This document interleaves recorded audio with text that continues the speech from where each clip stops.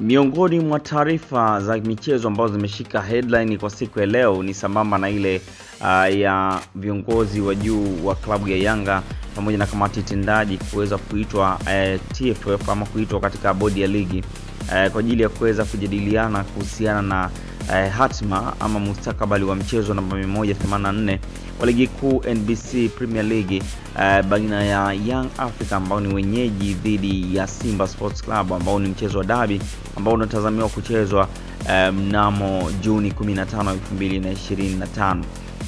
Na mara baada ya kikao hicho ambacho kilikuwa kinajadili kuhusiana na mustakabali ama hatima ya mchezo huo, klabu ya Yanga iliweza kufanya press release na kutoa msimamo wao rasmi kutokana na kile ambacho wamejadili katika kikao hicho, lakini pia msimamo wao kama klabu na kama taasisi kuelekea katika mchezo huo namba 184. Taarifa yao inasema uongozi wa Young African Sports Club unapenda kutaarifu umma kuwa tarehe 7 Juni 2025 tulipokea barua kutoka bodi ya ligi kuu Tanzania kwa ajili ya kuhudhuria kikao maalum cha kujadili masuala ya usuli wa mchezo namba 184 wa ligi kuu ya NBC Yanga dhidi ya Simba. Uongozi wa klabu yetu ulitii wito huo na kushiriki kwenye kikao hicho kilichofanyika leo Jumatatu Juni 9, 2025 kwenye ofisi za bodi ya ligi Tanzania zilizopo jengo la NSSF Mafao House Dar es Salaam kuanzia saa 4 kamili asubuhi.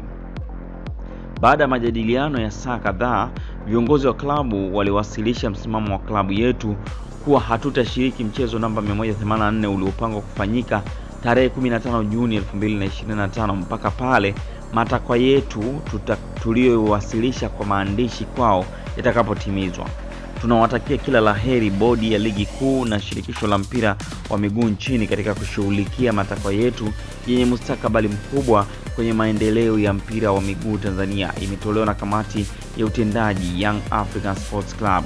Hii ni taarifa kwa umma ambayo ilitolewa mapema na klabu ya Yanga mara baada ya kikao hicho ambacho kilifanyika katika ofisi za bodi ya ligi kuu soka Tanzania bara. Lakini baada ya press release hiyo ambao alitoa Yanga, mwenye CEO ama mtendaji mkuu wa bodi ya ligi Almas Kasongo, yeye aliweza kuzungumza na wanahabari mara baada ya kikao hicho na kuelezea kiundani kuhusiana na kile ambacho wao wamejadili na yapi hasa ambayo yanatokana na kikao hicho, ambapo alisema wenzetu wa Young Africa leo wamekuja na matakwa ya mambo manne, na mambo hayo ni kuvunjwa kwa kamati ya uendeshaji wa bodi ya ligi ya saa 72, kujiuzulu kwa afisa mtendaji mkuu wa bodi ya ligi na maanisha Almas Kasongo, kujiuzulu kwa katibu mkuu wa TFF na bodi ya ligi, kujiuzulu kwa katibu mkuu wa bodi ya ligi ambaye ni ndugu Wilfred Kidau, lakini pia bodi ya ligi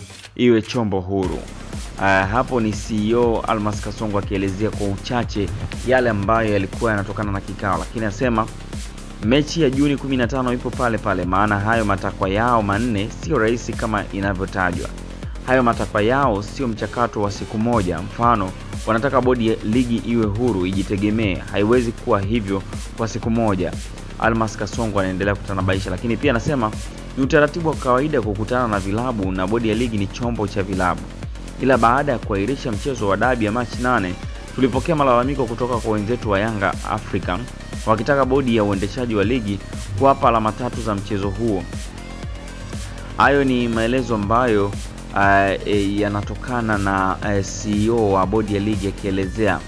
Lakini Yanga isi kwenye kikao cha leo na bodi ya ligi iliuliza ripoti ya uchunguzi uliofanywa hadi sasa. Bodi ya ligi ilisema ripoti hiyo ipo na kilichotokea Machi 8 ni siri kwa sababu kuna kiongozi wa serikali alipiga simu katika geti la Benjamin Mkapa lisifunguliwe Machi 7.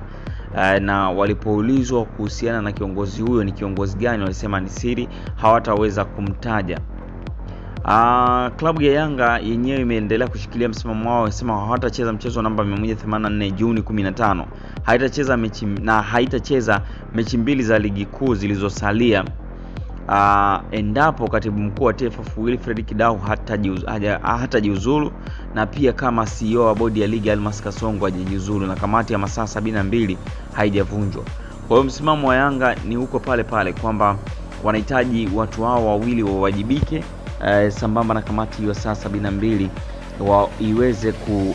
iweze kujiuzulu ama kutenguliwa rasmi.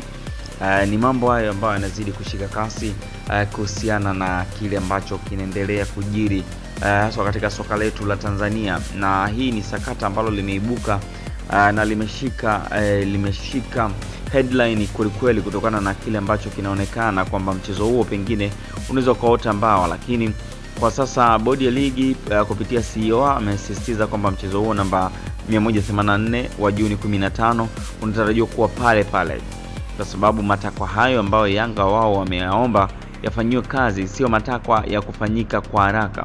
Ni matakwa ambayo yanahitaji mchakato, na mchakato ni wa muda mrefu, sio siku moja ama mwezi mmoja.